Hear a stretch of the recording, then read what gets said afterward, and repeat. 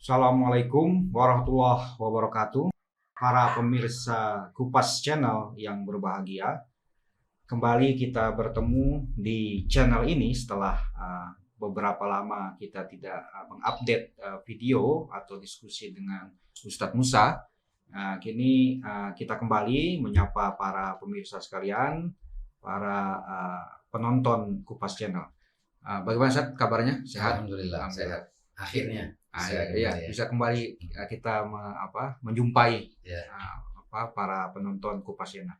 Ya, seperti kawan-kawan sekalian lihat, Ustadz Musa telah hadir bersama kita, dan pada kesempatan ini kami akan ngobrol tentang apa yang disebut Ustadz Musa sebagai ilusi keberagamaan. Nah, sebenarnya apa ilusi keberagaman itu? Nah, kalau saya dikatakan kepada saya kata ilusi, itu yang teringat sama saya itu biasanya ilusi optik. Ya, jadi kalau dulu tuh ya, kalau guru fisika menjelaskan itu tuh dengan contoh misalkan penggaris dimasukkan ke dalam air lalu terlihat bengkok padahal tidak bengkok. Nah, itu kan yang disebut dengan optical illusion gitu. Ya. Nah, kalau ilusi keberagaman ini apa ya? Kan pertama-tama saya mohon maaf kepada para pemirsa yang kebetulan alhamdulillah antusias bertanya kapan ini podcast lagi. Ya, kebetulan kemarin ini cukup sibuk ya, alhamdulillah kesibukan yang bersifat bermanfaat. Jadi tidak bisa meninggalkan kesibukan itu dan juga akhirnya tidak bisa melayani podcast ini. Tapi alhamdulillah Allah memberi kita kesempatan untuk bisa bicara lagi. Amin. Ilusi itu kan secara definisi harfiahnya adalah sesuatu yang tampak sebagai nyata, sebagai kenyataan atau sebagai realitas, padahal sesungguhnya yang tampak itu bukanlah realitas yang sesungguhnya atau bukan hakikat. Itu adalah definisi dari ilusi. Dan ilusi bisa timbul akibat penglihatan, artinya optical illusion ya. Jadi ilusi yang diakibatkan oleh penglihatan, dengan demikian mata melihat sesuatu yang dikira A padahal hakikatnya B. Bisa juga ilusi pendengaran, seperti orang mendengar dengungan suara atau mendengar, dan sering terjadi pada manusia ini. Biasanya di malam hari itu orang dengar ada suara angin, dikira orang membuka pintu atau dikira dalam masyarakat tertentu yang percaya dengan mistik atau klinik dianggap jin, dan tidak sedikit orang yang merasa dipanggil oleh orang padahal sebenarnya tidak ada panggilan seperti itu. Jadi itu ilusi telinga, dan juga ilusi lain yang terjadi pada manusia akibat daya yang dia miliki itu menangkap sesuatu yang tidak hakiki. Jadi dia memahami sesuatu dan menganggap itu sebagai suatu mungkin kenyataan atau dalam agama mungkin bisa jadi kebenaran, tapi pada hakikatnya bukan itu. Dan itu kerap terjadi ya dalam kehidupan manusia, itu sangat kerap terjadi. Dan biasanya terjadi karena sensasi, manusia atau penginderaan manusia itu memang terbatas ya, dan keterbatasan itu mengakibatkan terjadinya distorsi Pak, yang disebut distorsi. Jadi antara objek yang memberikan stimulasi atau memberikan umpan kepada daya-daya manusia, memberikan rangsangan kepada daya manusia itu, dengan penangkapan daya-daya itu ada gap. Dan di gap inilah atau di dalam distorsi inilah terjadi ilusi. Jadi kalau dihubungkan dengan ajaran agama atau cara kita beragama tadi, itu berarti berbahaya kalau ilusi itu diyakini terus-menerus gitu. Artinya diyakini sebagai kebenaran. Sangat berbahaya, dan untuk itulah wahyu itu turun kepada manusia. Wahyu itu, filosofi atau falsafah wahyu itu kan untuk mengajarkan kepada manusia bahwa apa yang tampak oleh kalian, apa yang terdengar oleh kalian, apa yang kalian tangkap dengan daya-daya kalian, belum tentu merupakan kenyataan yang sebenarnya. Inilah mengapa perlu Allah membimbing manusia, mengabarkan kepada dia tentang kenyataan dan hakikat, mengabarkan tentang kehidupan yang lain, mengabarkan tentang kehidupan alam akhirat dan lain sebagainya. Jadi itu filosofi dari hadirnya wahyu sebagai bimbingan kepada manusia, karena manusia seringkali terjebak pada ilusi-ilusi ini tadi, yang dalam bahasa Arab itu bisa diterjemahkan menjadi waham, ya. Meskipun dalam bahasa Indonesia waham itu kan sayangnya direduksi menjadi sekedar penyakit psikologis. Padahal tidak, waham itu punya arti umum, bukan sekedar psikosis atau penyakit jiwa. Tapi waham itu adalah terjadinya distorsi antara kenyataan yang sebenarnya, baik kenyataan itu adalah objek eksternal yang bersifat material ataupun objek internal yang bersifat konsep-konsep, dan subjek yang menangkapnya. Jadi kalau ada distorsi, terjadi ilusi di situ. Jadi ilusi itu apa yang tampak dan dipahami sebagai sesuatu, sebagai kenyataan. Nah, sementara agama itu sebenarnya bukan apa yang tampak, tapi hakikat dari apa yang tampak. Persis. Jadi kalau ilusi dan agama disandingkan itu sebenarnya tidak salah malah ya. Salah. Makanya kita mengetengahkan di sini ilusi keberagamaan. Jadi sebagai contoh, Ustaz. Contoh yang mudah kita lihat adalah ketika orang mengira menafsirkan Al-Quran, misalnya membaca di dalam Al-Quran bahwa tanda mereka yang banyak sujud, simahum fi wujuhihim min athari sujud, Jadi tanda dari sebagian yang tampak pada wajah mereka akibat banyak sujud. Tentu yang dimaksud tanda di sini satu, bukan tanda material eksternal. Meskipun Allah tidak menolak tanda material eksternal berupa hitamnya dahi manusia, ya, itu kelihatan. Tetapi yang dimaksud oleh Al-Quran sebagai tanda dari banyaknya orang bersujud bukan tanda luka atau cedera di dahi manusia, karena ada banyak orang yang bersujud dan dalam pengertian sujud yang sebenarnya tidak menampakkan tanda itu. Satu, berarti ada ilusi mengira bahwa tanda yang dimaksud oleh Allah ini adalah tanda yang bersifat material dan eksternal saja, fisik. Satu. Kedua, sujud itu juga bukan sujud semata-mata yang tampak sebagai merunduknya kepala manusia di atas tanah atau rebahnya manusia di atas, atau meratakan dahi di atas bumi. Sujud, hakikat sujud adalah tunduk kepada Allah. Itu sikap hati. Jadi yang dibicarakan sama ayat itu sebenarnya hakikat, bukan apa yang tampak. Jadi saya kadang-kadang juga gini dulu, karena saya ada ayat itu kadang-kadang saya suka kalau sujud nekannya keras supaya ada tanda gitu. Dan tidak sedikit, Pak. Tidak sedikit orang yang mau, justru mereka yang mengira seperti itu. Sakit itu. Itu kan justru untuk menciptakan ilusi kepada orang lain. Nah, justru untuk menciptakan ilusi kepada orang lain. Oh, saya ini banyak sujud loh. Buktinya terlihat di sini, dan Allah sudah bilang di dalam Al-Quran. Memang kalimat atau kata-kata harfiahnya itu merujuk kepada tanda di wajah. Tetapi ini tidak bisa dipahami sekedar sebagai tanda fisik. Karena kalau tanda fisik, dan kalau agama ini berbicara tentang yang fisik, nggak perlu turun wahyu. Orang dengan matanya bisa melihat, dengan telinganya bisa melihat. Jadi Al-Quran itu bukan turun mengkonfirmasi pengetahuan fisikal dan material manusia. Tidak. Pengetahuan indrawi manusia, bukan. Bukan semata-mata untuk mengkonfirmasi pengetahuan indrawi manusia, bukan. Al-Quran dan wahyu datang untuk mengatakan bahwa pengetahuan indrawimu atau pengetahuan yang engkau dapatkan dari indramu belum tentu sesuatu yang hakiki. Justru untuk mengatakan belum tentu. Sebagian ada yang hakiki, sebagian besar tidak hakiki, karena hakikatnya berada di balik yang tampak itu tadi. Disitulah peran para mufasir atau peran ilmu tafsir. Peran wahyu itu sendiri. Peran wahyu itu sendiri. Dan bahasa wahyu tidak boleh ditarik kepada pengetahuan indrawi. Karena kalau pengetahuan indrawi tidak perlu ada wahyu. Begitu orang terlihat jidatnya hitam, selesai. wassalam. Ini orang yang disebutkan dalam Al-Quran. Tapi pada hakikatnya pada hakikatnya kalau dia memiliki kesombongan sama sekali nggak ada hubungan dengan sujudnya itu. Karena Al-Quran berbicara tentang iblis yang telah sujud kepada Allah sekian ribu tahun.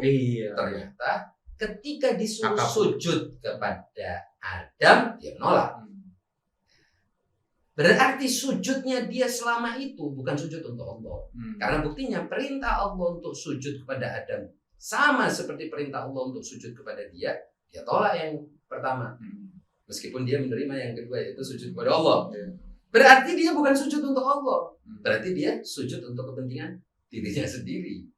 Mungkin karena itu juga saya juga sulit menerima kenyataan. Misalkan dalam kehidupan ini ada orang yang mungkin dahinya hitam, yang kita maklumi sebagai tanda sujud, itu kok ternyata bisa menzalimi orang, ternyata bisa korupsi sebagainya.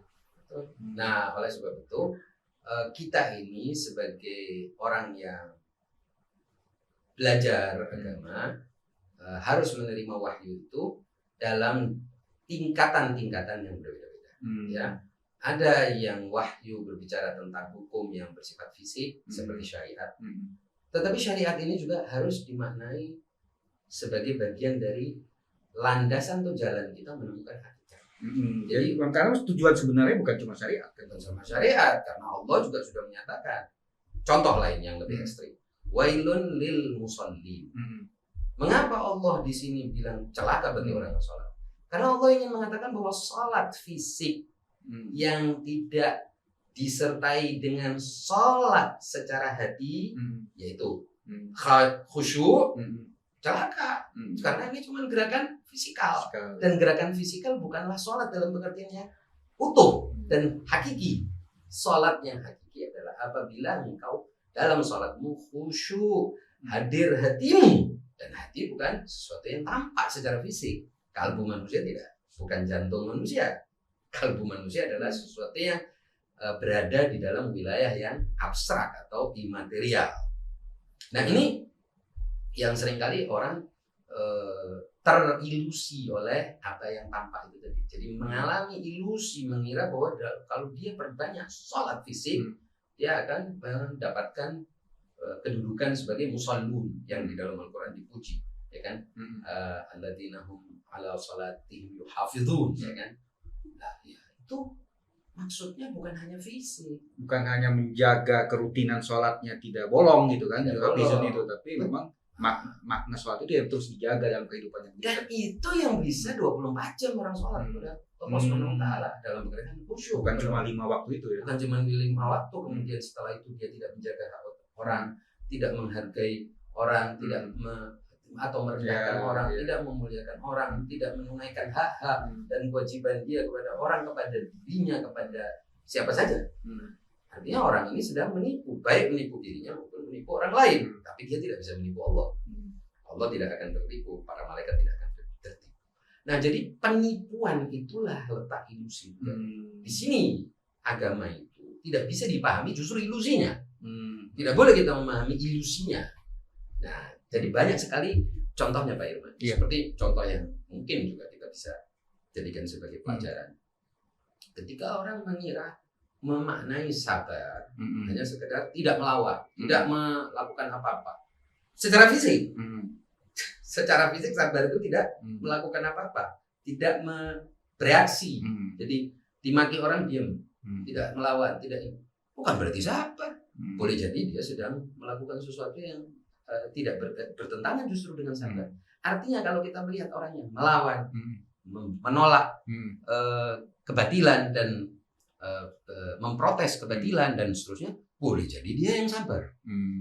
Karena sabar itu bukan ilusi gerak tidak mereaksi kepada sesuatu, bukan. Jadi bukan kediaman dan ketidakaktifan, bukan ketiadaan respon ya, bukan ketiadaan respon kesabaran.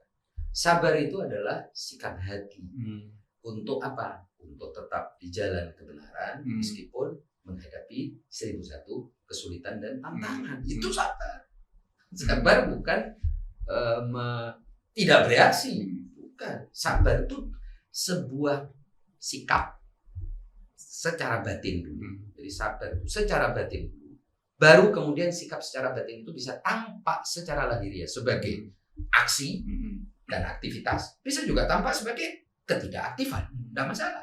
Bukan membiarkan pipi kiri ditampar setelah pipi kanan, bukan? Bukan, tidak seharus, tidak salah. Jadi gini, manifestasi-manifestasi fisikal itu adalah manifestasi-manifestasi yang harus terikat dengan hakikatnya. Karena boleh jadi manifestasi fisikalnya bertentangan. Secara fisik bertentangan. Misal, Rasulullah SAW adalah orang yang sangat penyabar. Tetapi sekali-kali dia bawa pedang, sekali-kali dia dimaki orang, diteriakin orang, diludahin orang, diam. Ya. Tetapi tetap posisi sabar itu tidak akan bergeser dari sikap hati Rasulullah. Tetapi sabar sebagai suatu sikap yang bersifat di dalam kalbu, inilah yang konstan dan stabil. Sikap lahiriahnya bisa bertentangan. Sekali-kali bawa pedang, sekali-kali diam, tidak bereaksi, tidak masalah. Karena hakikat sabar ada di dalam kalbu manusia. Ini penting ya, karena seringkali orang terilusi di sini gitu. Ini bisa diterapkan kaidah ini, bisa diterapkan kepada banyak ajaran agama. Banyak sekali ajaran agama yang diilusikan oleh orang. Nah, siapa yang diuntungkan oleh ilusi? Ya para penipu, Pak.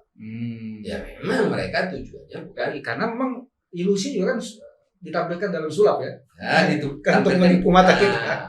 Banyak sekali penyulap-penyulap yang menggunakan agama ini untuk kepentingan duniawi mereka, untuk kepentingan ketenaran mereka, untuk kepentingan pribadi mereka. Dia menyulap mata orang untuk mengira dirinya ini telah mencapai makom tertentu.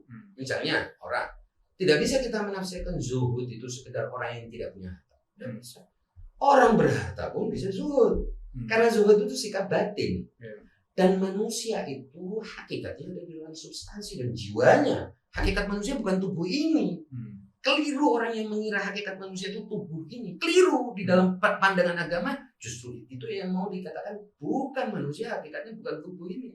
Maka kalau Anda melihat orang wajahnya putih bersih, Anda kira dia sering sholat, Anda menganggap dia tidak berdosa. Salah, bukan putih bersih wajah yang dimaksud. Putih bersih itu hati. Kalau kebetulan dia putih bersih wajahnya juga, ya itu bonus lah. Tapi ada orang yang hitam legam wajahnya, tetapi hatinya putih bersih, ya dia yang akan dianggap sebagai orang yang berhati bersih, bersinar. Jadi sebenarnya kita harus waspada terhadap apa yang tampak ya. Harus waspada, dan juga dalam menafsirkan Al-Quran. Jadi ketika Allah misalnya bilang wujuhahum, wajah-wajah mereka, jangan dianggap wajah ini. Karena ini wajah hanyalah sebuah tampilan luar dari hakikat yang sebenarnya. Dan tampilan luar dari hakikat sebenarnya bukan petunjuk untuk hakikat yang sebenarnya. Tidak selalu menunjukkan. Artinya ada orang yang wajahnya bagus, bercahaya, putih bersih, tapi hatinya kotor. Tapi juga ada yang sebaliknya. Hatinya kotor, wajahnya bersih. Oh ya. Atau sebaliknya, hatinya bersih, wajahnya mungkin tidak putih bersih. Tidak bercahaya dalam pengertian glowing ya kalau sekarang ya kan. Jadi bukan mau jadi Al-Qur'an ini bukan mau memasarkan MS Glow, bukan. Nah, kalau enggak bahaya, justru itu ilusinya Pak Irman. Jadi memang harus waspada dengan apa yang tampak, apa yang terbaca, apa yang terasakan gitu ya. Dan harus terus menggali hakikat, makna ya. Itu tugas orang beragama seperti itu ya. Berat juga ya. Dan wahyu turun untuk mengenalkan manusia kepada yang hakiki. Tapi kan nggak semua orang mampu menyelami hakikat itu kan nggak semua orang mampu. Iya, maka itulah manusia tidak boleh tertipu oleh pandangan matanya. Artinya tidak boleh dia bersikukuh. Enggak, sudah pasti ini. Kenapa? Saya lihat. Belum tentu yang kamu lihat itu tadi adalah yang hakiki. Belum tentu yang kamu dengar itu yang hakikat. Disitulah iblis terjatuh. Iblis itu mengira sujud kepada Allah itu adalah gerakan dia merebahkan badannya dan meratakan dahinya di bumi atau di daratan ya. Dia mengira itulah sujud. Oleh sebab itu ketika Allah menyuruh dia sujud kepada Adam, dia aba wastakbar. Karena dia mengira sujud itu ya reifikasi dari sujud itu tadi. Jadi dia mengira sujud adalah manifestasi fisikal dari dan material, bentuk, gerak, bentuk, sikap, material dan fisikal. Iya. Maka kelirulah dia. Maka kemudian dia dikutuk oleh Allah. Karena bukan itu maunya Allah Subhanahu wa taala. Maunya Allah adalah sikap batin. Nah, oleh sebab itu pertanggungjawaban manusia terhadap Allah Subhanahu wa taala adalah pertanggungjawaban batin. Pertama. Maka itulah Pak Irman, hampir dalam semua ibadah kita mesti dimulai dari batin. Niat itu adalah perbuatan batin. Meskipun perbuatan batin bisa diucapkan, tetapi para ulama sepakat bahwa niat harus dilakukan dalam keadaan manusia sadar saat berniat. Kalau tidak sadar saat berniat, jadi niatnya batal. Batal ini semua madhab. Artinya niat sholat subuh. Ya niat nawaitu artinya aku berniat. Dan pada saat dia menyatakan aku berniat, bukan cuma gerakan mulut dengan bunyi tertentu, tetapi hatinya memang berniat untuk melakukan sholat sebagai suatu cara untuk mendekatkan diri kepada Allah. Karena manusia kan ada dimensi batinnya kan. Kalau kita hanya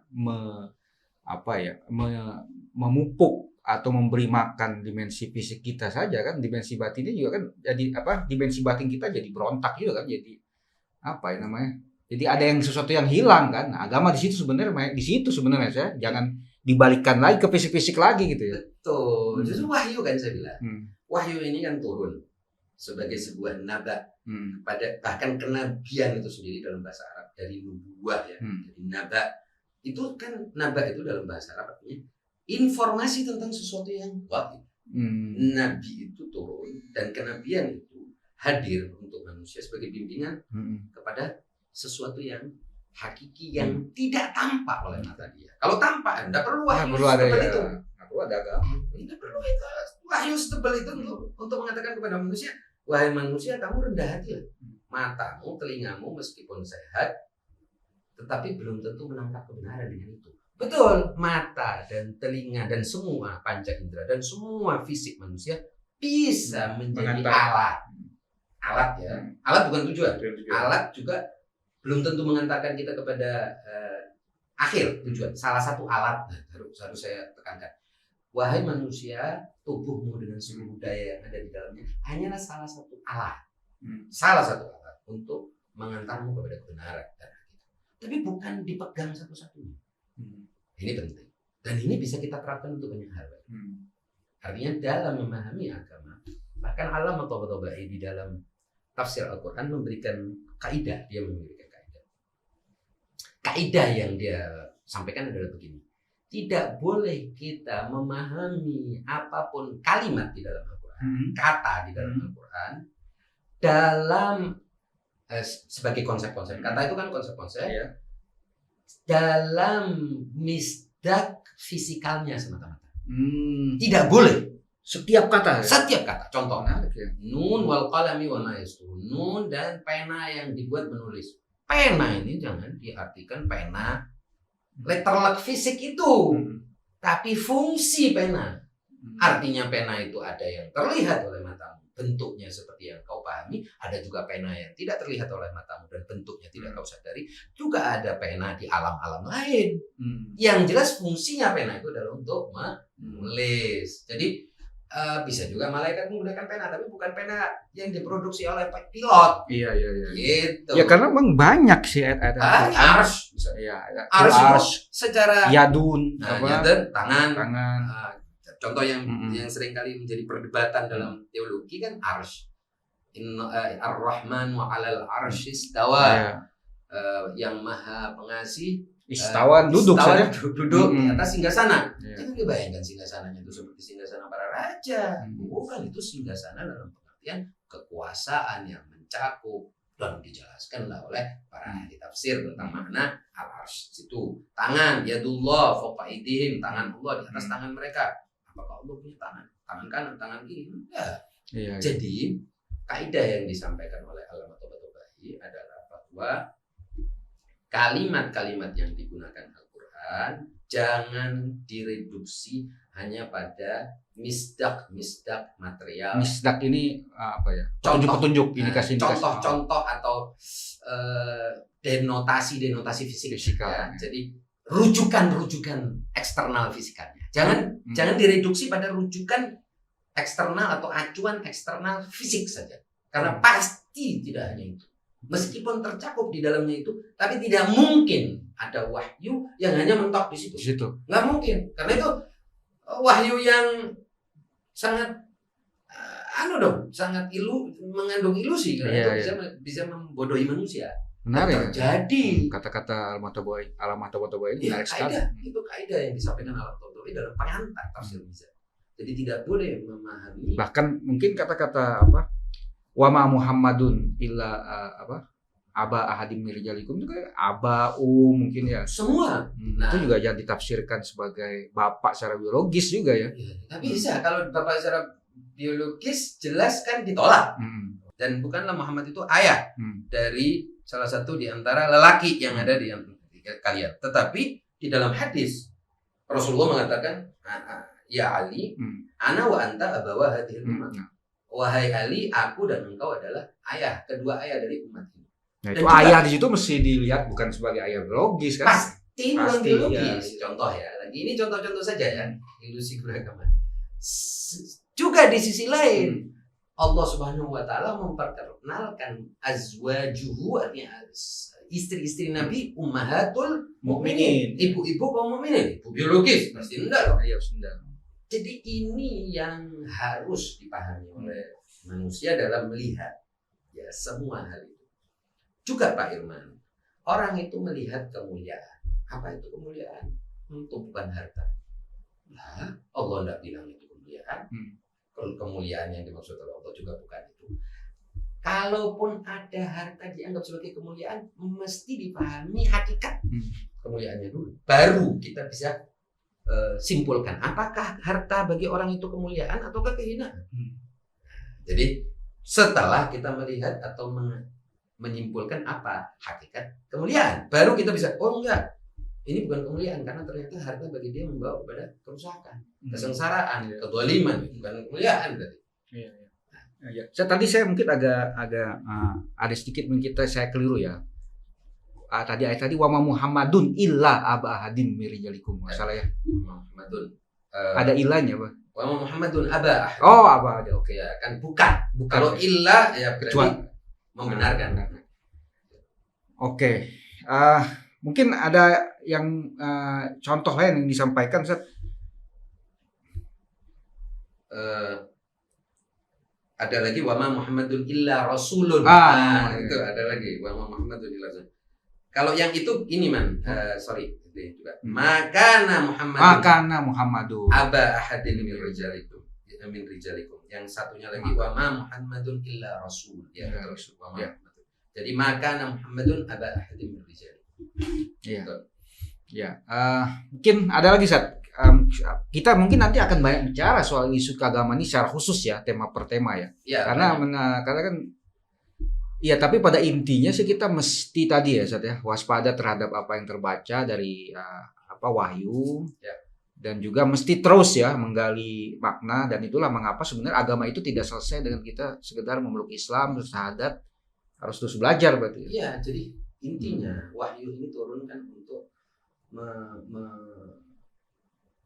membimbing manusia agar tidak terjebak pada penglihatan. Justru kan Allah ingin mengatakan dunia yang kau lihat ini wahai manusia bukanlah segala-galanya, kan justru itu poin turunnya wahyu. Bukan segala-galanya loh yang terlihat ini, dan yang tampak ini jangan kau anggap satu-satunya. Iya. Poinnya agama kan itu. Kalau sekarang orang lagi tren multiverse ya. Nah, agama itu kan datang sebagai suatu bimbingan ilahi bagi manusia untuk membukakan kepada manusia cakrawala realitas yang lain, yang tanpa itu yang terlihat ini tidak memiliki makna. Justru bukan dibalik, justru bukan yang terlihat inilah makna sesungguhnya, tapi justru yang terlihat ini tidak memiliki makna apabila kita tidak terikat dengan yang lebih hakiki. gitu. Iya. Bahkan yang hatta yang fisikal sekalipun kadang indera ini sering suka salah. Sering Tadi salah. contoh tadi ya, Dan penggaris dimasukkan itu. Dan ternyata kalau dalam filsafat ternyata proses manusia menangkap realitas yang sebenarnya itu harus dimulai dengan proses rasional. Karena dari proses rasional itulah manusia menangkap apa yang oleh kaum filosof disebut sebagai konsep universal tentang sesuatu. Konsep universal itulah realitas sesuatu.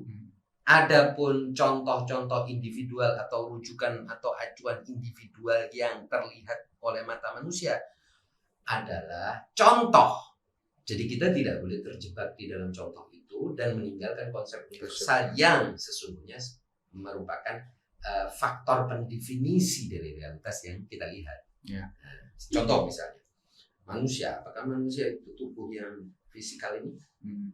Jelas enggak. Manusia harus didefinisikan sebagai makhluk. Misalnya nih para filosof mengatakan, ahli logika, makhluk yang berakal, hayawanun natik. Nah, kalau kita lihat ada sosok tubuh yang seolah-olah manusia, yang mirip dengan umumnya manusia, tetapi tidak berakal.